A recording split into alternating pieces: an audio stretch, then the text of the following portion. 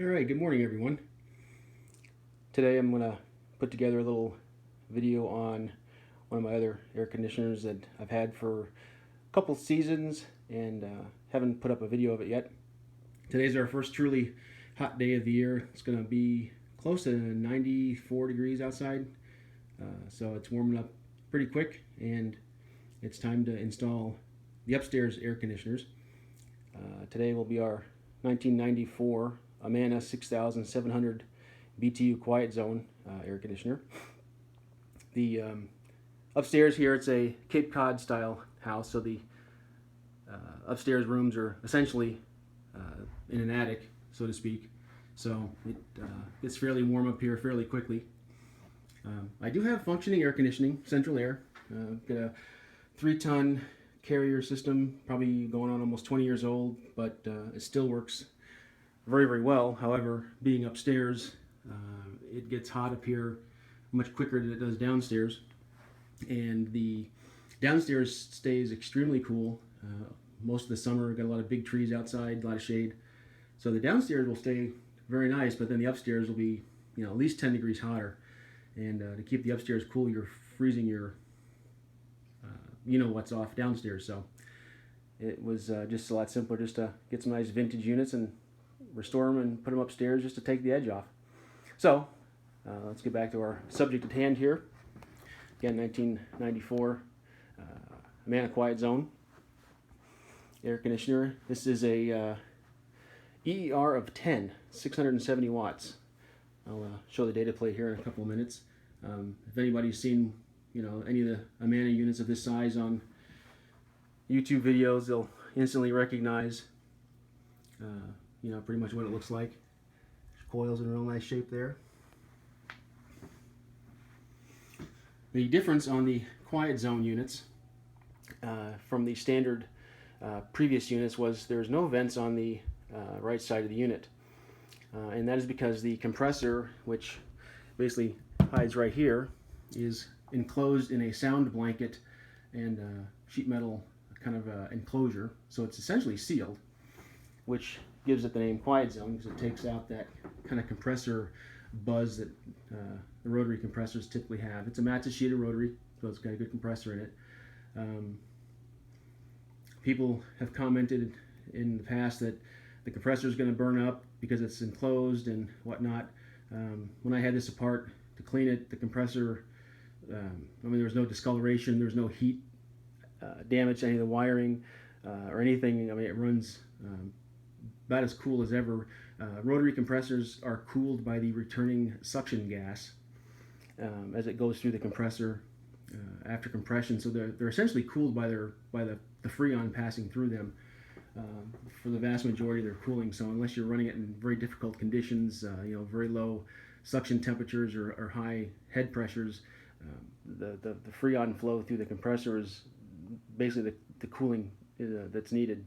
And I really doubt that Amana would go through the task of designing something that would just burn up. So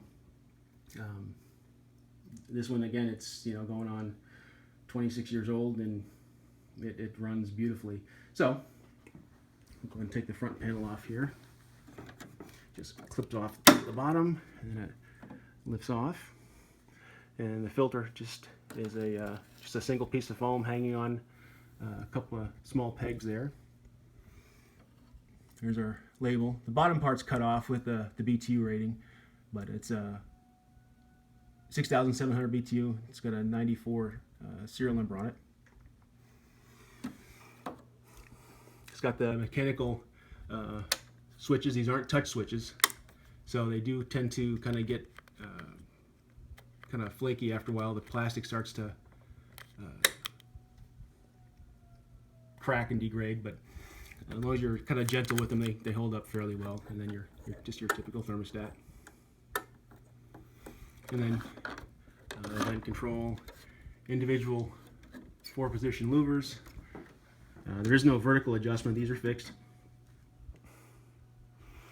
And then the typical plastic side wings. That's new vinyl on there. Put the front back on. Figure out which way it goes here.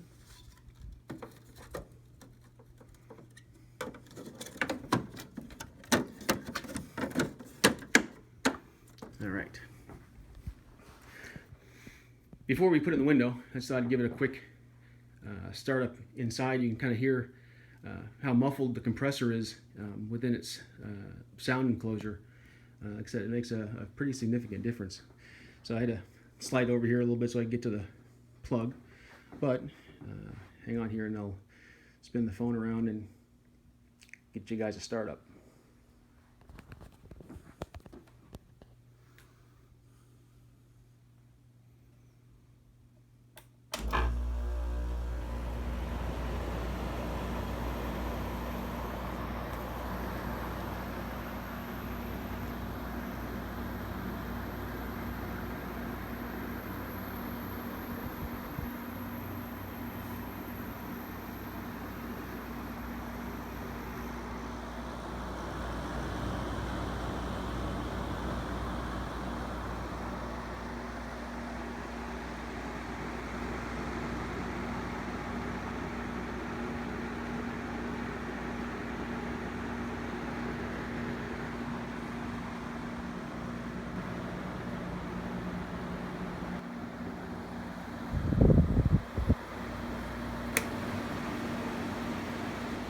And there's high fan.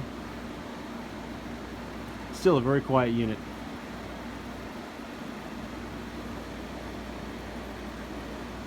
All right, we could go ahead and end this now, and I'll put her in the window. All right, there it is in the window. You can see our nice sunny day outside.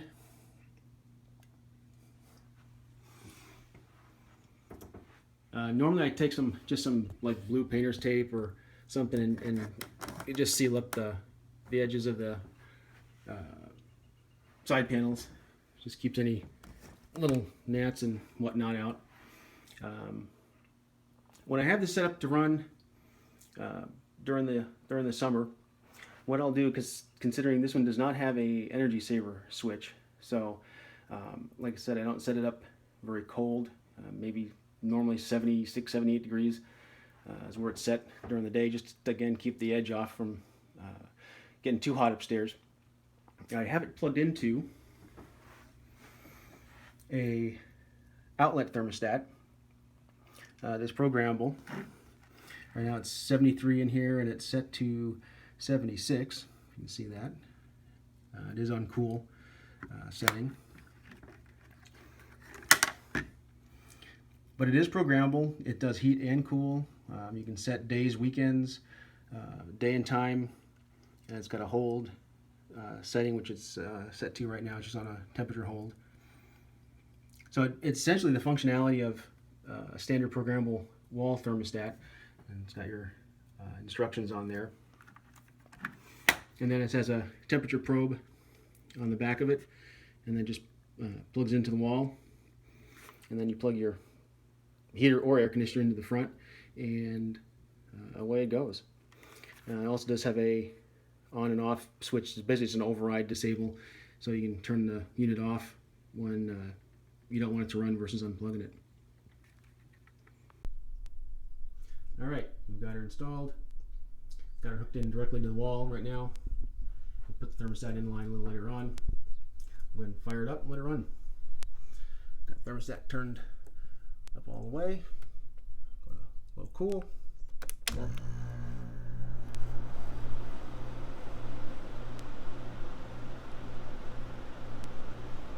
And there you have it.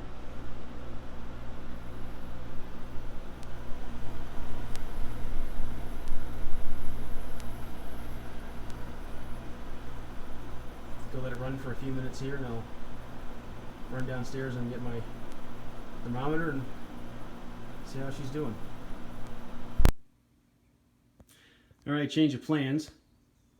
I put in the Amana into the window, and something is rattling inside. I had it taken apart over the winter to give it a quick cleaning and put it back together. So something's not aligned quite right, so it's got a buzz to it that I need to pop the case back off here and see where I need some fresh weather stripping foam or something, so we'll get that torn down. Took the grill off. There's what she looks like. There's the full data plate. But in the meantime, we grabbed the trusty 4000 BTU hot point portacool. So we'll turn that on just temporarily to take the chill, or give the chill to the room while I'm working up here on the Amana. My windows do not like these portacools at all. You can see here there's a lip right here on the window. It's kind of a grab lip to raise it and lower it. Well, it basically interferes with the carry handle on the portacool. So you can only bring it down to the top of this handle here, which, as you can see, doesn't leave a whole lot of window here holding on to the handle, and then the rest of the gap here you got to fill up with foam. So yeah, portacools are not friendly for my windows, but nevertheless for temporary installation they work just fine. So we'll go ahead and crank her up, and then we'll get to work on the Amana.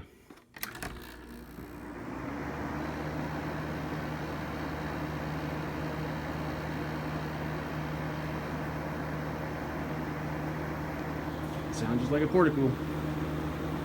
It's high fan or high cool. There's low. We'll leave her on high for now. Amana all taken apart here. There's the inside of the case, which also has a fair amount of soundproofing material on the outer wall. That's the side that goes by the compressor. And then here's the inside. Here's the vent.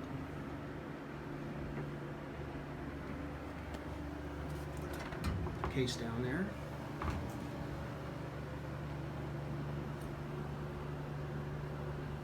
Get the glare off the motor. There's our fan motor.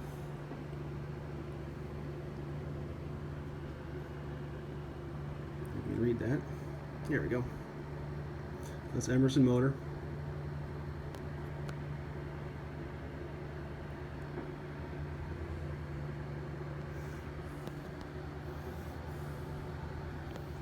This does have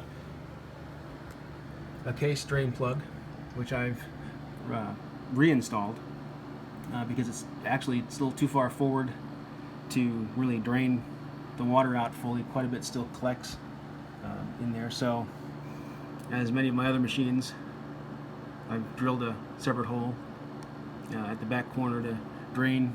Basically drains out of there and goes straight down to the drain point, and keeps it a lot drier. It needs to be actually hosed out again. It's a little dirty in here, but there's some surface rust, but it really looks worse than it is. It's a pretty clean unit. But yeah, could use another cleaning.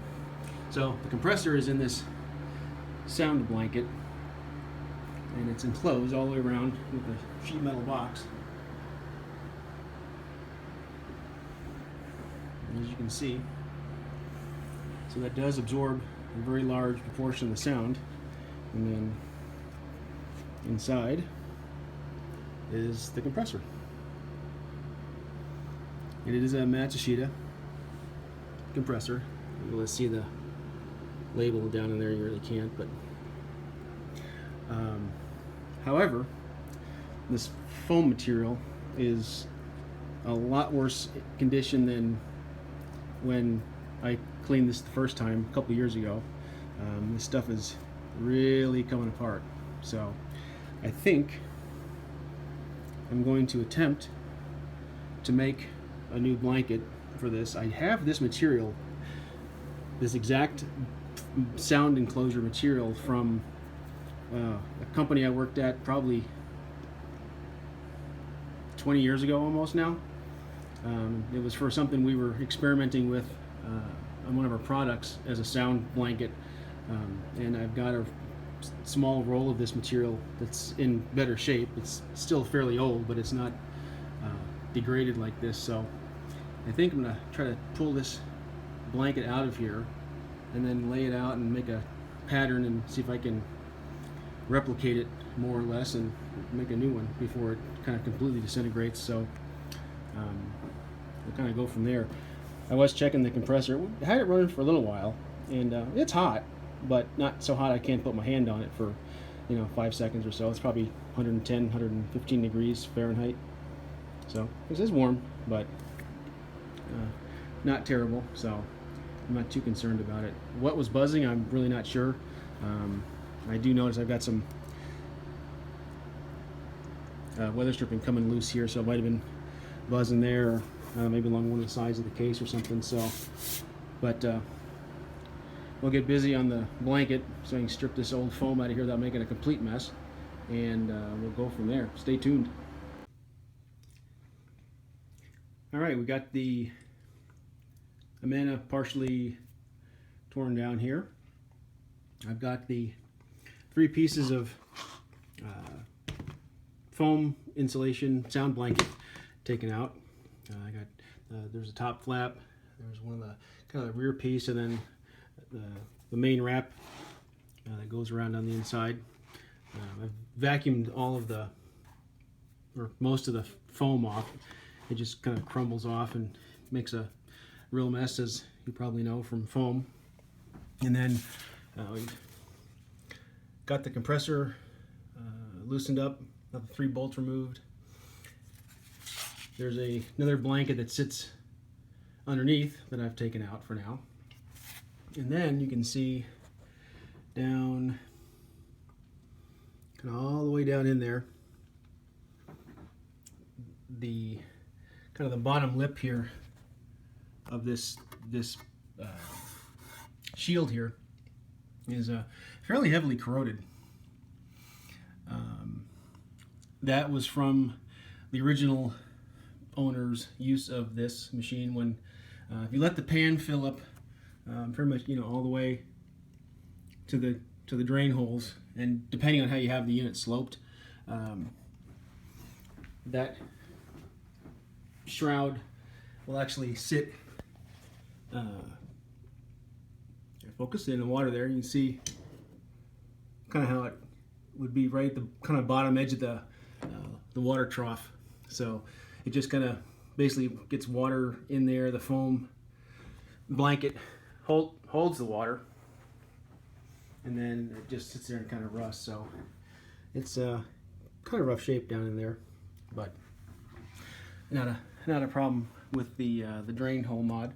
So anyway, I pulled out a couple of the mounts on the compressor because it looked like it was sitting kind of low, and I mean they're soft yet, but they feel like kind of dry foam. They don't have a lot of kind of spring to them or resistance. So I have in my stash actually a mounting kit that same dimensions, same size, aside from not being compressed from old age.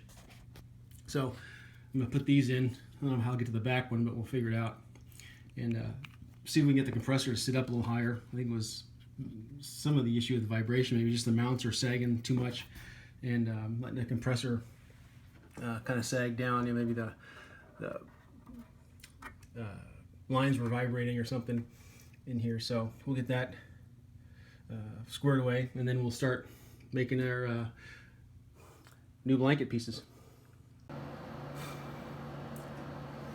All right, I got the grommets replaced in the on the compressor, and you can see there it sits about 1/8 of an inch higher, maybe a little more than it did before. So the lip there is off the foam. It's the bolts they use. There's no collars in the grommets. It's just a shoulder bolt, and you can see they're quite a bit longer than they need to be. But the compressor is sitting at the right height, so it looks like they're not screwed in all the way, but that's I think how they intended it to be.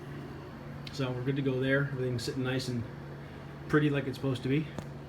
So we're getting ready to start cutting out the new blankets. I got it all traced out. There's the one main panel.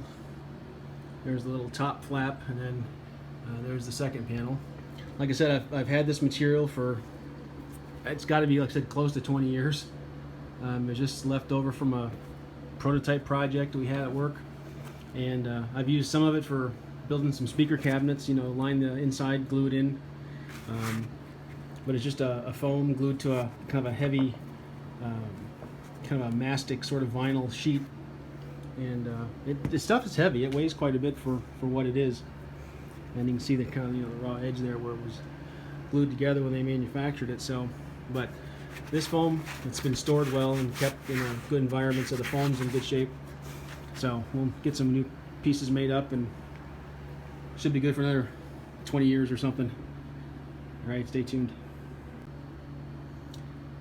All right, here we have the new parts cut. I found my bandsaw actually was the easiest to cut these out by far. Side pieces at the top, and then the main piece there, and then here's the old one down here, but I've got the right cutouts in it, so we'll go ahead and hopefully put them in and they'll fit like we intend them to.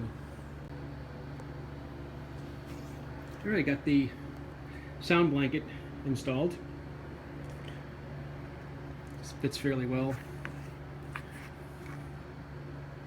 Got the little clips to hold it in, and this part will hinge over the top, and then kind of everything gets all tucked together, and then we'll put the case on. But I think that's going to do the trick. So let's get the unit put back together, and we'll give her a whirl.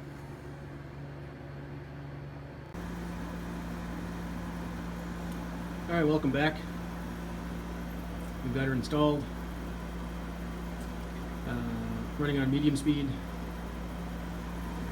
The vibration I had earlier, the noise, because it wasn't very loud, but it was enough to be annoying, and it was something that wasn't there before, so I knew something wasn't quite right. So it's a noticeable improvement. So rather pleased with that. Running 51.5 degree air on medium. It's about 88, 89 degrees outside, or 72 or so inside. So doing pretty well for one of the higher efficiency units. They don't tend to blow quite as cold as like the GE spine fin units.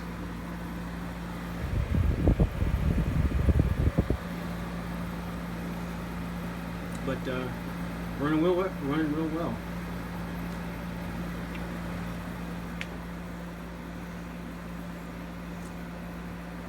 We'll take a walk across the hallway here, and there's the portico back in its spot where I keep it. It was not keeping up in the room very well. It was just barely hanging in there at full speed, full blast, keeping the temperature down. So we've got the Panasonic 5000 BTU. That one normally runs in this room here. I have to put it in, and I'll do a little video on that one. And then I've got my Carrier Siesta that I've put up a video of that one.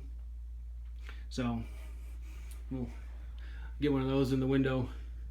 Maybe we'll do that tomorrow. I'm pretty much done for today. But this Panasonic's a real nice unit. It's a slide-out chassis, believe it or not. It's a 5000 BTU unit, but it's a large chassis, and it slides out, even though it's a window mount. So there's not much inside. It's pretty empty for a big chassis in a small unit. So maybe tomorrow I'll slide it out and we'll take a look at it, and I'll put up a video on that one. We'll get it installed. So stay tuned. Thanks for watching.